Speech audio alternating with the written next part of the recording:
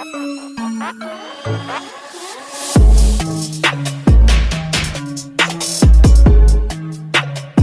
is a pretty blue color. What's going on, everybody, and welcome. Today we're actually standing on a 38LX. I think it's an LX, maybe an LS, hang on. Nope, this is a 38LS Tierra. We're actually only gonna do one thing so this boat can go home.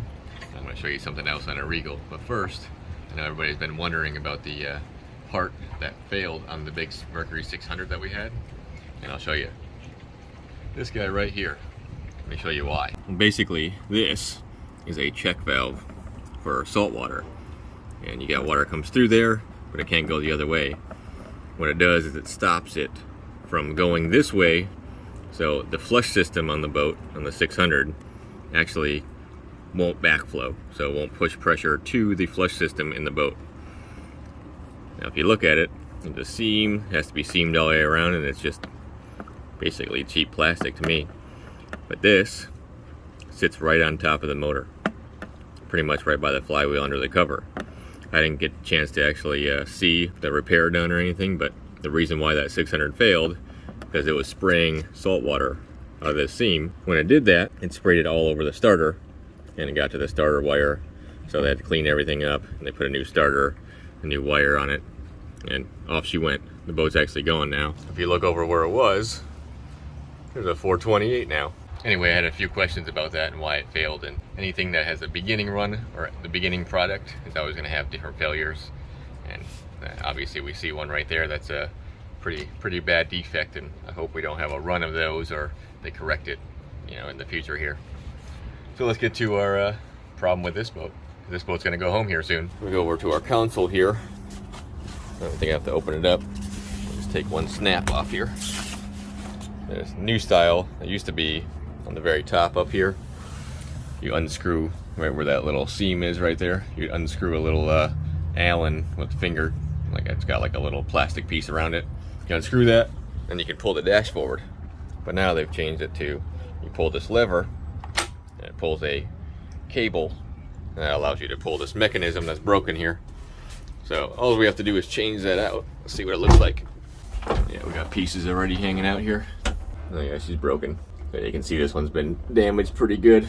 This shouldn't be split like that. It looks like there should be something else here. So we got to take this off. This looks like there's screws in it. Get that cable off of there. And I got a new one of these we'll replace it with.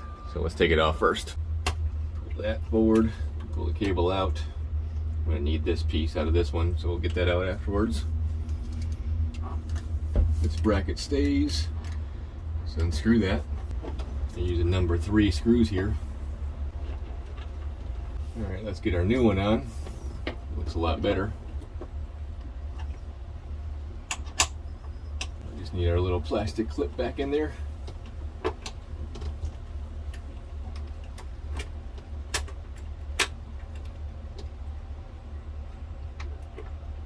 Cable back in. That should be it. Let me go make sure it works. Alright, it's working good. Right, now we can close it and make sure it's actually going to work, because there's a latch part of it right there. I always admire their wiring in the back of these consoles. There's a lot going on, but they do a good job to organize all of it. So let's shut it and see if it works.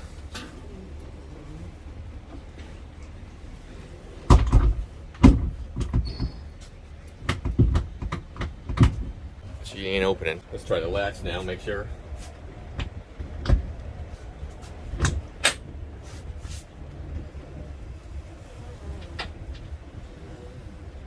All good.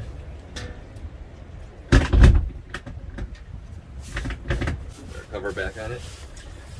She's ready to go home. So this one's all done. If you look right there, that big Regal, I was working on that, doing services on it on Wednesday before we had our 4 days off here. And I messed something up, and it was like 4 o'clock, so I'm like, you know what, when I come back, we'll deal with it. So we'll jump on there and show you what happened. This is actually a 36 EXO. Let's turn our batteries on. Just need our house. We'll lift our hatch up here. So I was doing full services on these V8s, and inside here we have a Fisher Panda. It's actually, they're starting to use Fisher Pandas on all these Regals now, which is I like a lot because the Westerbeeks have more problems. But I was doing a full service, and I got to the fuel filter. Once we get this open, I'll show you. Jump down here. So I got everything done, oil changed, all that fun stuff, impeller. This was on the wall here. First thing, I tried to unscrew this bowl, and I pulled the screws out of here. So we gotta re-put those in. It just looks like it's in some wood here, so it's easy to pull out. So we'll get that back in there. But I think I'm gonna have to cut this off because I was holding on to it, trying to turn this. When I did that, I broke the fitting off inside of it. So we'll get this out, and we should be able to hopefully get that out of there. If not, we'll have to put a new housing on it, but let's get this line off here first. I turned the fuel off on it so it wouldn't leak or anything over the weekend. Let's get our clamps off here first. Maybe we'll be able to pull this line off. If not, I'm just gonna cut it. We got plenty extra there to slide it back on if we need to. All right, I'm not gonna fight with this thing too long here. Let's just cut it off. Let's make sure this stays up here. It should be fine. It's higher than the tank, so it shouldn't siphon. Now let's get this thing back in the shop and see if we can get this out of there. All right, first let's get this in a vise.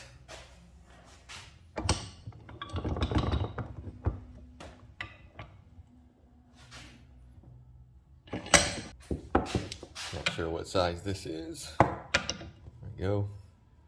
Let's get the bowl off of it.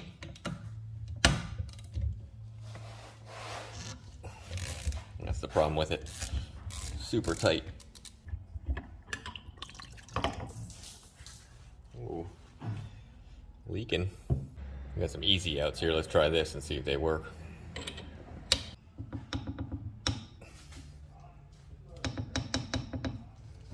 There she goes.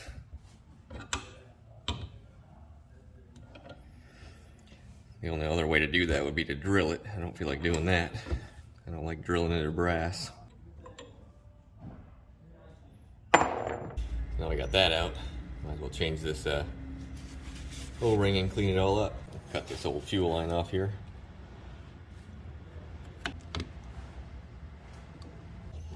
Here's our old filter. It's not too bad. Difference there. I've seen these, they start to turn black over time, or they'll build algae in them sometimes because diesel actually will get some kind of weird algae growing in it if it sits for a long time. Right now, let's put some sealer, get our new fitting in there. All right, new fitting, pointing down. This is upside down. Let me clean this off real quick.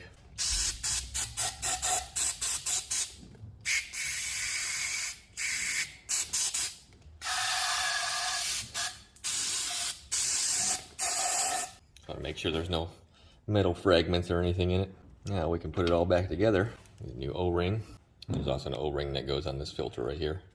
Can't forget that, or it's not going to work right. Make sure our housing is good and clean here. Drop it in there. That O-ring is what seals that filter on the bottom there. And put her back together. I just want to snug it up. That's it. Now we go stick it back in the boat. All right, so we're now all ready with our new one here. Let's cut our fitting out of here. Put our clamps back on here. Spray a little silicone on our fittings here, make it easier to install them. Just realized the camera wasn't rolling. Anyway, we got one side on here, one more clamp to go here. I'm actually gonna take that off because have reverse clamps is on the same side. There we go. All right, so that's our end to the generator. Now this is the end from the fuel tank.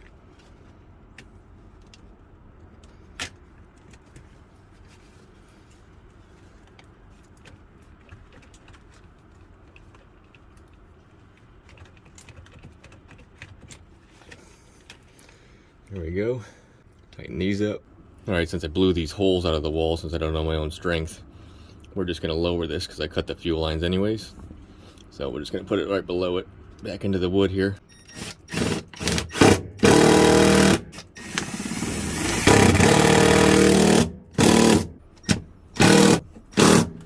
All right, she's nice and tight. Turn our fuel on. All right.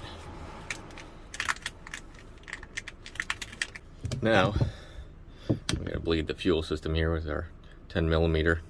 Make sure we get all the air out, and we'll fire it up. All right, let's run in the cabin here. Turn our panel on.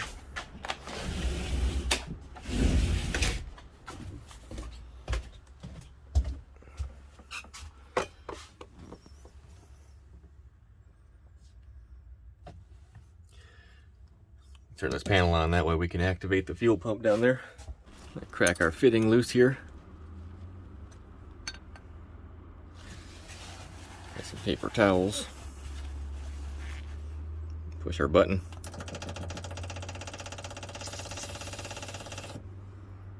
Zoom in, you see this air come out of this thing.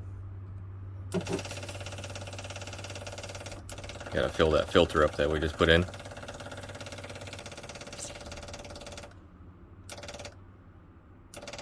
There we go, nice solid flow now. Close that back off. I usually push the button some more to help prime the system, get the fuel all the way where it needs to go. All right, let's get the lid off our strainer here. Stick a hose in here. Now let me go get a hose.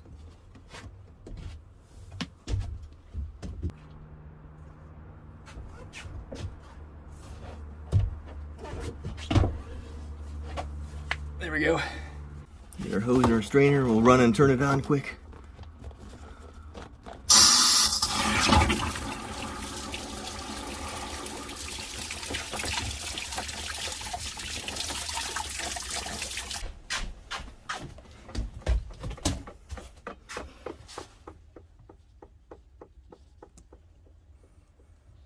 Let's see if she starts.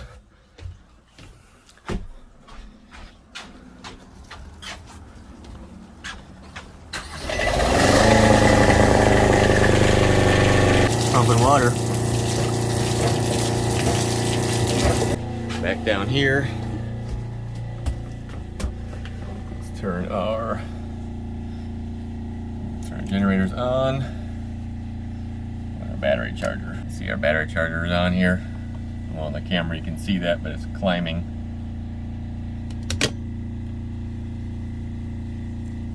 12.6, 12.7. So the charger's working. We can turn the AC on just to load it up. It's not going to suck any water. It won't hurt anything, but let's just turn it on and see what happens. Make sure this generator is doing its job. We got amperage here on our second. Oh, there's the AC kicking on. Looks like it's stable. And we're at 13.1 now. Let's turn these off. We'll run back down there and make sure we got no leaks.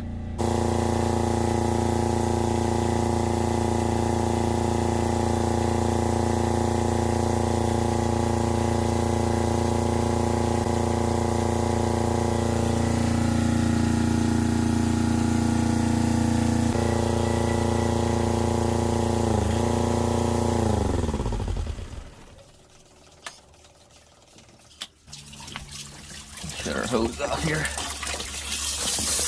Get everything all wet. Alright, so all we gotta do is put our strainer back together. We got our covers right here to put back on. And that's it for this one. We'll run everything again when it goes back in the water, I'm sure. Whoever ends up putting it back in, they always fire everything up and test everything, so it'll all get checked one more time. That being said, I'm gonna go finish some paperwork, call it a day. And as always, appreciate everybody watching, and I'll see you next time. Later.